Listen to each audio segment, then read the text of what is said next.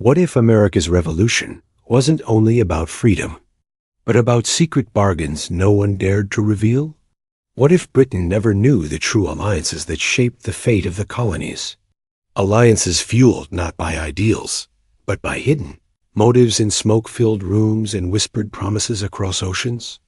The American Revolution is often painted as a noble struggle, farmers with muskets standing against an empire. But behind the patriotic slogans and stirring speeches lay a web of clandestine deals, foreign intrigues, and double-edged promises that even the revolutionaries themselves sometimes feared to expose. France, Spain, even shadowy financiers, whose names rarely appear in history books, each had their own reasons for supporting the rebellion. And those reasons were far from pure dot in this series.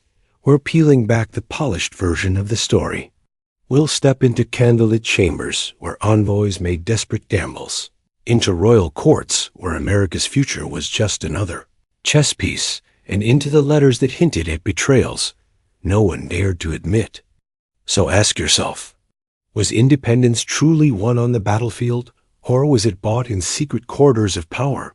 Stay with me, and by the end, you'll never look at America's freedom the same way again. Don't just watch, question, because history's mysteries still whisper the truth. What if America's call for liberty was never truly its own? What if, behind the famous cries for freedom, foreign hands were already shaping the outcome for their own gain? The story begins not on the battlefield of Lexington or Concord, but in the candlelit corridors of Europe, where whispers of rebellion across the Atlantic were treated less as a moral cause and more as an opportunity.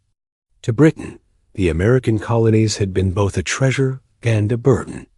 They produced wealth, tobacco, timber, rice, but also demanded protection from native nations, pirates, and rival empires. By the 1760s, Britain was drowning in debt from endless wars, and taxing the colonies seemed the simplest solution. Yet what Britain never suspected was that this decision would open the door for its greatest rivals to intervene quietly, secretly, and with motives hidden beneath layers of diplomacy. France, humiliated by its loss in the 7 Years' War, burned with the desire for revenge. But France was cautious. Its king, Louis XVI, was young and hesitant to provoke Britain openly. Still, French ministers saw a chance: support America in the shadows, weaken Britain, and reclaim some measure of lost glory. But was it truly loyalty to America's ideals? Or was it the cold calculation of an empire plotting Britain's downfall? In Paris, secret meetings took place. Benjamin Franklin, America's shrewd envoy, moved through salons and smoky chambers with the charm of a man who seemed more philosopher than politician. Yet beneath his wit and kindly smile, Franklin was desperate. The colonies could not win alone. Muskets, powder, money, these were the lifeblood of rebellion, and without them, independence was nothing more than ink on parchment. So Franklin played his role, flattering, negotiating, hinting at promises he could not yet make. The French listened. They considered. And then they acted, though never as openly as the patriots might have hoped. Ships sailed under false flags. Powder and muskets were smuggled in crates labeled as flour. Gold moved through the hands of shadowy financiers. And always, always, the transactions carried conditions spoken and unspoken. The Americans would be free, yes, but at what cost? At the same time, Spain lingered on the edge of the conspiracy. Spain, too, had reasons to hate Britain. Yet Spain feared that a free America might grow too powerful and threaten its own colonies in the south. So Spanish support came with hesitation, with constant second-guessing, with quiet debates in the palaces of Madrid. Could they help the Americans without giving birth to a monster that one day might devour them? These were the questions no patriot wanted to ask openly. Publicly, pamphlets declared that the revolution was about liberty, self-rule, and the rights of man. But in the corridors of diplomacy, the reality was far more tangled. Every crate of gunpowder carried a price. Every loan from a European banker tied America's future to interests far beyond its shores. And Franklin knew it. He could see the eagerness in French eyes, not for liberty, but for vengeance. He could sense the caution in Spanish courtiers, not for justice, but for survival. Even more mysterious were the financiers who operated in the shadows. Men with no loyalty to flag or creed, who saw in America's struggle the chance for immense profit. They extended credit, arranged shipments, and whispered into the ears of both revolutionaries and kings. Their names rarely appear in history, and yet without their gold, the American army might have withered in the field. Were they patriots or opportunists? And if opportunists, how much of America's destiny did they secretly own? Meanwhile, in London, Britain remained blind to the depth of the conspiracy. Officials assumed the colonies were acting alone, fueled by arrogance and stubbornness. Few in Parliament could imagine that their rivals across Europe were quietly weaving threads around the rebellion. By the time Britain began to suspect, it was too late. The web had already been spun, and America was no longer just a colony in revolt. It was the pawn in a continental chess game. Think of the irony. The very nation that declared all men are created equal relied on monarchs who ruled by divine right. The revolution that cried for freedom was bankrolled by kings and bankers who had no interest in liberty. Yet without them, the cause might have died in its cradle. And that is the enigma we face today. Was independence truly born from the hearts of farmers and merchants? Or was it engineered in the salons of Paris, the palaces of Madrid, and the ledgers of men who cared more for profit than principle? As the story unfolds, we will step deeper into this labyrinth. We will read the letters Franklin sent, cloaked in coded language. We will hear the secret debates in Versailles, where ministers weighed America not as a friend, but as a weapon. We will uncover the forgotten bargains, the promises made in whispers, the debts signed in shadows, and perhaps most chilling of all, we will discover that America's fight for freedom may have been less about liberty and more about the secret motives of powers that saw in the Revolution their best chance to wound Britain. Because when we strip away the heroic speeches and stirring songs, one haunting question remains. Did America win its independence, or was it simply allowed to win by those who stood to gain the most? What if the Revolution was never really America's alone to fight? What if the true power tipping the balance came not from patriot muskets, but from France's secret hand reaching across the Atlantic? By the mid-1770s, the American colonies had declared independence with bold words and fiery rhetoric.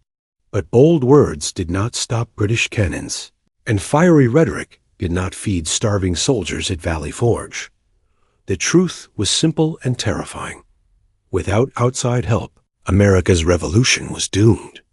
The Continental Congress knew it. George Washington knew it. And perhaps most clearly of all, Benjamin Franklin knew it. That is why he sailed across the ocean, an old man in a fur cap, into the gilded courts of Europe, where powdered wigs and silk-clad courtiers whispered in corridors lit by chandeliers. He came as a supplicant, but also as a master strategist, ready to trade America's ideals for the survival of its cause.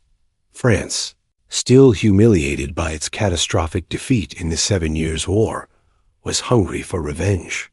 Britain had stripped France of its North American empire, had humiliated its armies, had left scars upon its pride. The revolution in the colonies seemed like divine justice. Here was Britain's own child, rising in rebellion. To help that child grow strong could wound Britain in ways no French army could achieve on its own. And yet France hesitated. The king, Louis XVI, was cautious.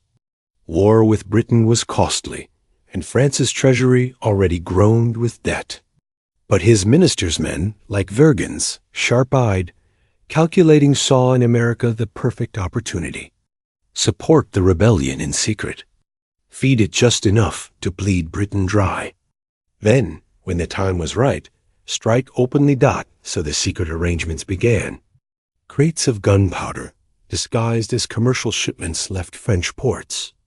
Muskets were smuggled, powder was hidden in barrels marked as flour, and agents worked tirelessly to ensure the arms reached American shores without Britain catching wind. Franklin, with his charm and his wit, cultivated allies in the salons of Paris. He played the part of the rustic sage, wearing his plain fur cap amid powdered aristocrats, delighting noblewomen who found in him the symbol of simplicity and wisdom. Yet behind the twinkle in his eye, Franklin maneuvered with cold determination. He had to convince the French that America was worth the risk, that the rebellion had enough life to survive, that their gold and powder would not vanish into ashes. But France's motives were never pure. For every musket, for every ship, for every lever of gold, there were conditions. France wanted promises. Promises of trade. Promises of influence. Promises that, when the revolution was won, America would not forget who had kept it alive. Franklin, desperate, gave them what they asked. In letters cloaked with diplomatic politeness, he promised future rewards, though in truth he could guarantee nothing. Each word was a gamble, each agreement a binding thread that tied America's future to France's ambitions. Meanwhile, British spies roamed Europe, seeking to uncover the conspiracy. They reported whispers, suspicious shipments, strange movements of gold. But the web was spun too cleverly. French merchants acted as cover, shadow financiers handled the transactions, and official France pretended innocence. Britain fumed, but evidence was elusive. The rebellion dragged on, and every month that passed, British coffers drained and armies stretched thin. The great turning point came with Saratoga in Toga, 1777. The American victory, shocking and improbable, convinced France that the gamble might pay off. Suddenly, secret aid was not enough. Suddenly, France considered open war. For Franklin, this was the prize he had sought all along: official recognition, a binding treaty, an alliance written in ink and sealed with royal authority. And in 1778, it came. France stepped from the shadows and declared its alliance with the United States. But this triumph carried shadows of its own. By tying itself to France, America also tied itself to French ambitions. French fleets would fight not just for American independence, but for French power in the Caribbean, for French revenge in Europe, for French pride on the global stage. America was no longer the master of its fate. It was a partner, yes, but also a pawn, and so the revolution entered a new phase. French ships sailed, French troops landed, French gold flowed. Yet the question lingered in the minds of some patriots. Was this truly independence, or was it merely a new kind of dependence? Would America, once free of Britain, find itself entangled in France's grip? As battles raged, Franklin smiled in Parisian salons, toasted with noblemen, and accepted honors. He was celebrated as the embodiment of liberty. Yet in private letters, he confessed the strain, the endless negotiations, the delicate balance between gratitude and caution. He knew America could not spurn France. He also knew that promises made in desperation might one day bind the new nation in chains of obligation. Even Washington, on the fields of war, felt the unease. He welcomed French aid. He knew it was essential.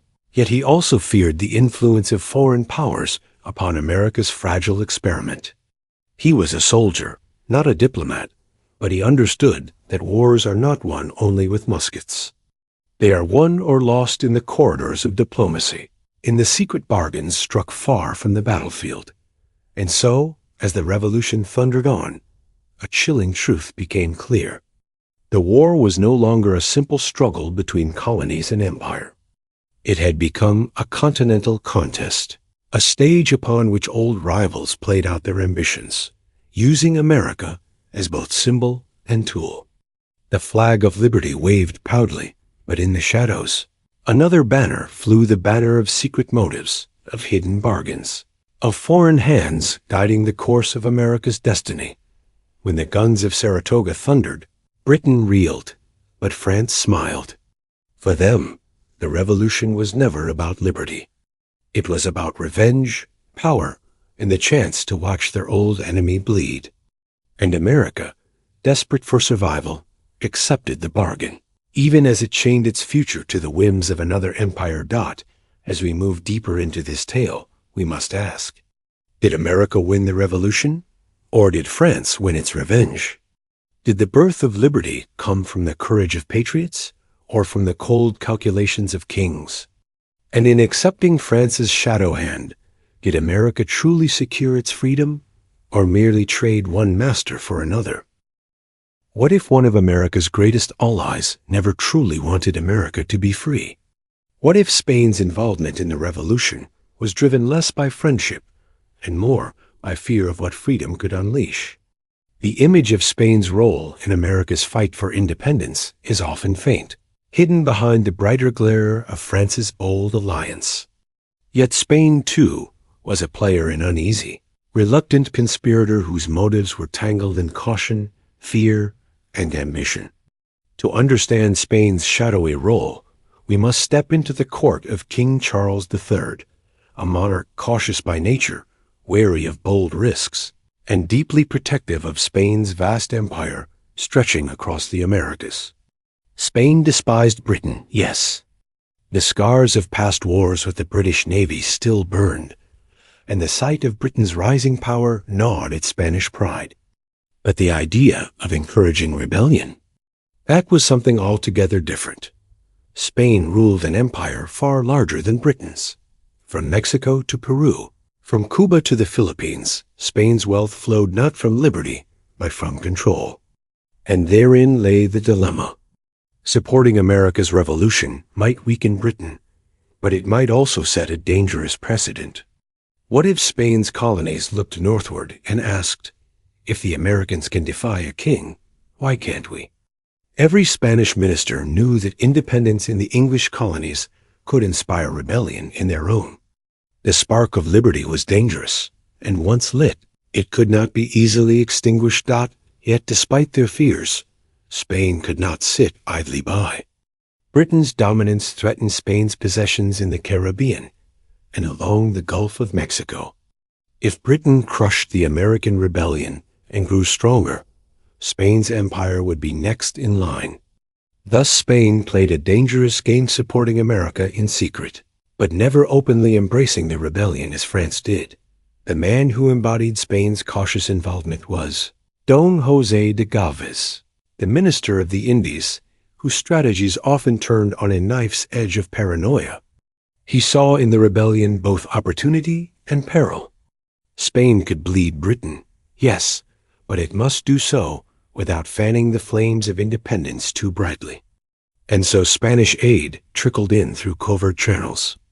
Ships carried gunpowder, silver, and supplies to American ports, but always with layers of disguise. Sometimes aid came not directly to the Americans, but through the French. So Spain's fingerprints would remain hidden. One of the most intriguing figures in this secret game was Bernardo de Galvez, the governor of Spanish Louisiana. His role would become legendary in time, but during the Revolution, it was shrouded in secrecy. From New Orleans, Galvez organized shipments of supplies up the Mississippi River, providing the lifeline Washington's army so desperately needed. Muskets, powder, uniforms, medicine all flowed northward under Spanish eyes, though officially, Spain denied any involvement. It was a quiet miracle for the revolutionaries, who often had no idea just how much their survival depended on Spain's silent generosity. But make no mistake, this was no act of altruism. Galvez and his king knew exactly what they wanted.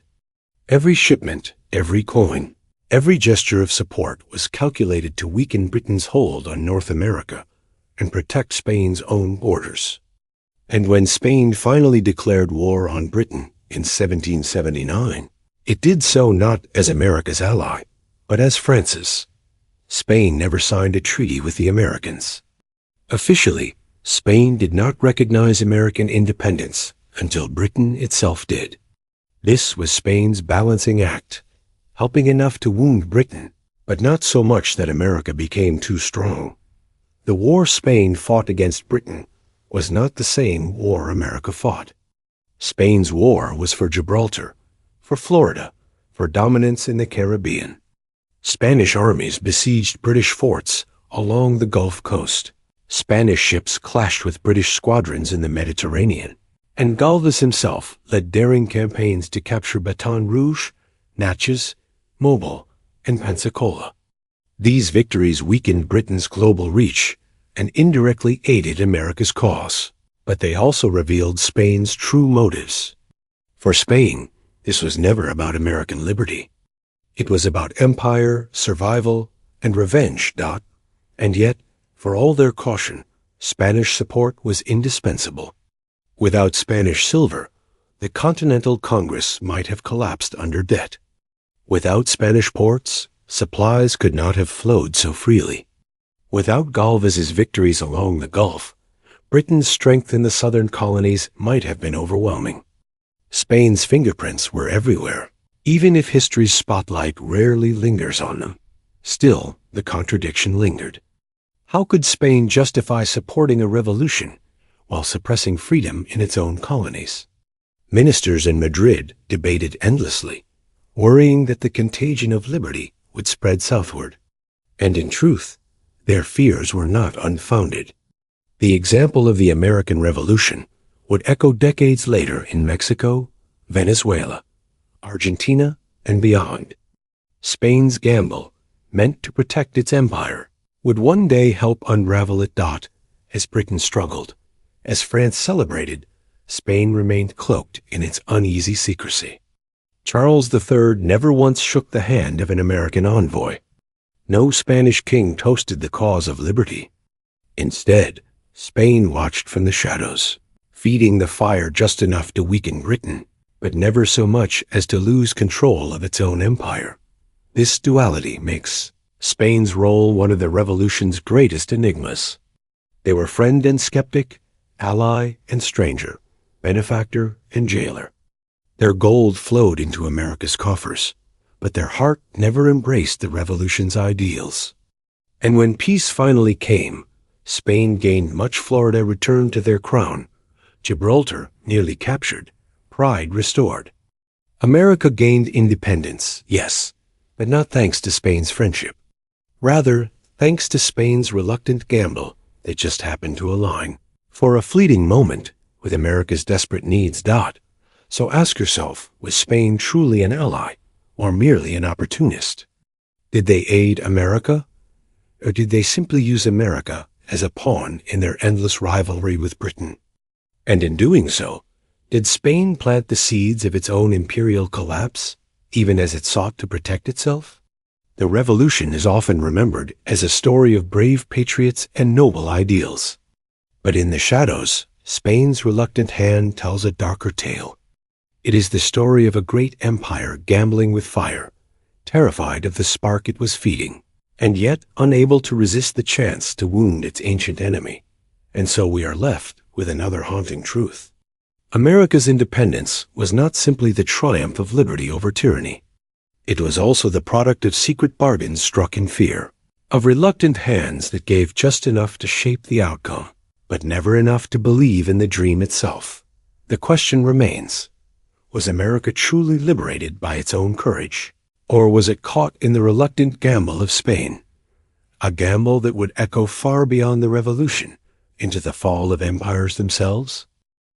What if America's revolution was not only fought with muskets and cannons, but with gold that came from hands no one dared to name?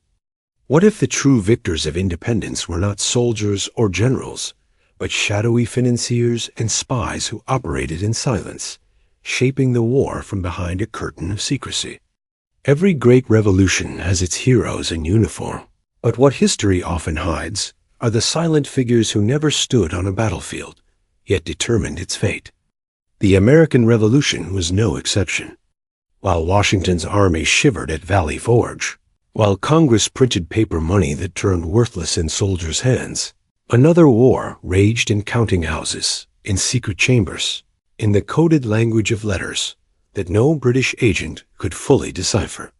This was the war of finance, of intelligence, of unseen hands that moved gold across oceans and secrets across borders.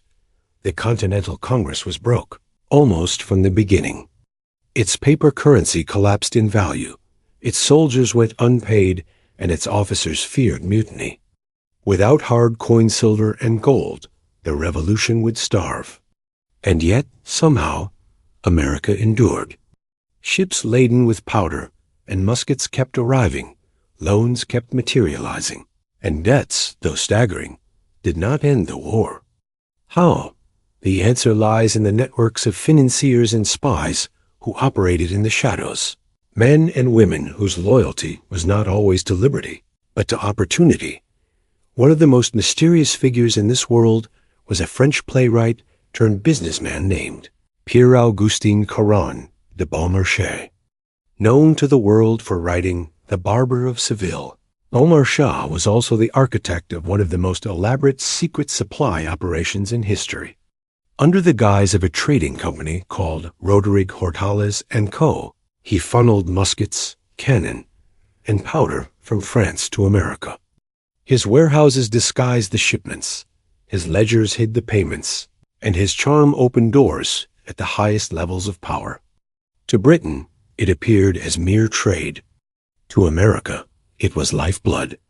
Without Beaumarchais's shadow empire, the Continental Army might have perished in its infancy. But Beaumarchais was no saint. He expected repayment, he expected profit, and he expected recognition. When the war ended, his bills to the new American government went largely unpaid, his contributions all but forgotten in official histories. Yet, in truth, his invisible hand helped shape the war more than many generals whose statues now stand in stone. Across the Atlantic, other financiers played their part. Dutch bankers, merchants in Amsterdam, and hidden investors in the Caribbean extended loans when no one else dared. Spanish silver from Havana bailed out Congress at its darkest hour, keeping the army fed for one more campaign. And even within America, men like Robert Morris, the so-called financier of the Revolution, leveraged their own fortunes, gambling their wealth to keep the cause alive.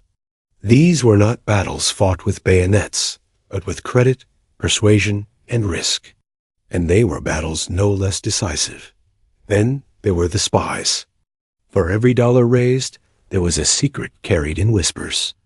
America's survival depended not just on arms and gold, but on knowing Britain's moves before they happened. Coded letters passed through false couriers. Invisible ink revealed secrets only in candlelight. Networks of agents stretched from Philadelphia to London, from Paris to Madrid, weaving a web that even Britain struggled to penetrate. Some spies betrayed their oaths for money, others out of ideology, and some for reasons lost to time. But together, they formed a silent army whose victories were measured not in territory gained, but in disasters averted. The most haunting element of this shadow war is how little we truly know. Names were erased, records destroyed, debts hidden. In some cases, we cannot say for certain who funded what, or who carried which secret. Was it loyalty? Was it greed? Was it both? The revolution's invisible side remains one of its greatest mysteries. What we do know is this: every musket that appeared in Washington's hands, every barrel of powder that exploded on the battlefield, every loan that arrived just in time to prevent collapse, bore the fingerprints of people who remain ghosts in history. And without them, liberty may never have been born. It is tempting to believe America's independence was forged only by patriots who shouted for freedom. But the truth is more complex, more unsettling. Independence was purchased with loans signed in desperation, with promises made in shadows, with debts that America carried long after its victory. These financiers and spies may not be celebrated, but they shaped the outcome as surely as any battlefield triumph. So we must ask ourselves, was America's revolution truly won by its people, or was it bought and sold in secret by men who sought profit and power from its flames? Was independence achieved, or was it merely financed? And if financed, who truly owned the future of the United States when the smoke cleared? History tells us of Washington crossing the Delaware, of Franklin in Paris, of the Declaration in Philadelphia. But behind those images lie letters in cipher, chests of gold hidden in cargo holds, and contracts signed in ink that bound America to promises it could barely fulfill. The Revolution was not just muskets and ideals. It was also the invisible war of money and secrets, fought by those who never carried a gun, but whose influence decided the fate of nations. And in this invisible war, one chilling truth emerges. Liberty may have been proclaimed in Philadelphia, but it was bankrolled in the counting houses of Europe, carried by ships whose owners cared little for freedom, and whispered by spies whose motives remain forever in the dark. So the question lingers, who truly won the American Revolution? The farmers with their muskets, or the unseen hands who made sure those muskets were ever in their grasp? What if America's Revolution was not the final triumph of freedom, but only the opening move in a larger game of empires? What if independence itself was less a gift of victory and more a bargain struck in secret, leaving the newborn nation forever chained to debts, obligations, and the ambitions of powers that had used it for their own ends? The drums of war finally quieted in 1783. The Treaty of Paris was signed. Britain recognized the independence of the United States, and jubilant crowds cheered beneath banners proclaiming liberty's triumph. But behind the celebrations lingered debts, secrets, and the haunting knowledge that America's victory had been stitched together not solely by the courage of patriots, but by the hidden motives of others. France, Spain, the Dutch Republic, and shadowy financiers had all played their part. Each had invested in America's rebellion. And now, each expected something in return. France had poured treasure and blood into the cause, sending fleets across the ocean, armies into battle, and gold into Congress's desperate hands. But the price for France was catastrophic. The French treasury bled dry, debt soared beyond imagination, and within a few short years, the monarchy itself would collapse beneath the weight of its generosity. Some historians whisper that America's independence lit the fuse of the French Revolution. Yet the irony remains, France aided America not for liberty, but for vengeance against Britain. And in gaining revenge, France destroyed itself. America's triumph, in a sense, came at the cost of France's ruin. Spain emerged from the war with prizes of its own. Florida was restored, British influence in the Gulf weakened, and Spanish pride rekindled. Yet Spain never celebrated America's independence. In Madrid's royal halls, America was viewed with suspicion, a dangerous example that might inspire rebellion in Mexico, Peru, or Havana. Spanish aid during the war had been reluctant, cautious, born of necessity rather than conviction. And though America benefited, Spain gained nothing from liberty's spread, only fear that it would one day consume their own empire. The Dutch, too, had played their role, providing loans when few others would. Their bankers took risks that others dared not, moving gold across oceans under the threat of British warships. Yet for their efforts, they gained little glory, only debts to be repaid slowly and painfully by a fragile American government. And then there were the financiers whose names history often buries. Men like Robert Morris, who risked his fortune, or the merchants in Amsterdam and the Caribbean, who extended credit when no one else believed in the rebellion. Their price was not glory, but repayment with interest. And for the new United States, already drowning in debt, those repayments would haunt the economy for decades to come. Liberty, it seemed, had a financial ledger as well as a declaration. Even the victory itself was shaped more by imperial rivalry than by the Revolution's ideals. Britain had tired of the war, its treasury strained, its people weary. Its empire stretched across the globe, and America, troublesome as it was, had become more a burden than a prize. By recognizing independence, Britain shed its headache and refocused on India, the Caribbean, and other corners of its empire that promised richer returns. Was America's victory then truly a conquest, or was it Britain's pragmatic retreat from a colony it no longer cared to hold? This is the haunting paradox at the heart of the story. America's Revolution, celebrated as the triumph of liberty, was also a transaction, a bargain, a moment in which empires calculated gains and losses on ledgers and maps. France gained revenge, but lost its monarchy. Spain gained territory, but sowed the seeds of future rebellion. The Dutch gained influence, but drained their coffers. Britain lost America, but strengthened its empire elsewhere. And America gained independence, but inherited debts, obligations, and entanglements that would shape its destiny long after the war was won. Yet within this paradox lies another truth. For all the secret motives, for all the hidden bargains, the revolution still burned with a fire that none could fully control. Farmers did take up muskets. Men and women did risk everything for the dream of freedom. Washington did hold his army together against impossible odds. And though foreign powers pulled strings and financiers counted coins, the revolution's spirit was not entirely owned by them. It was, at least in part, the genuine cry of a people who would not be ruled without their consent. But the question remains, and perhaps it always will, was America's independence truly self-made, or was it granted by the hands of those who saw in its struggle their own advantage? Did the colonies truly break their chains, or were the chains simply exchanged for debts and alliances of a different kind? As the smoke cleared and the new nation struggled to its feet, these questions whispered beneath the celebrations. The world had witnessed the birth of a republic, but also the revelation of how revolutions are rarely pure. They are tangled in motives, shaped by allies who are never as noble as they seem, and funded by those whose interest is profit rather than principle. 2 centuries later, the mystery still lingers.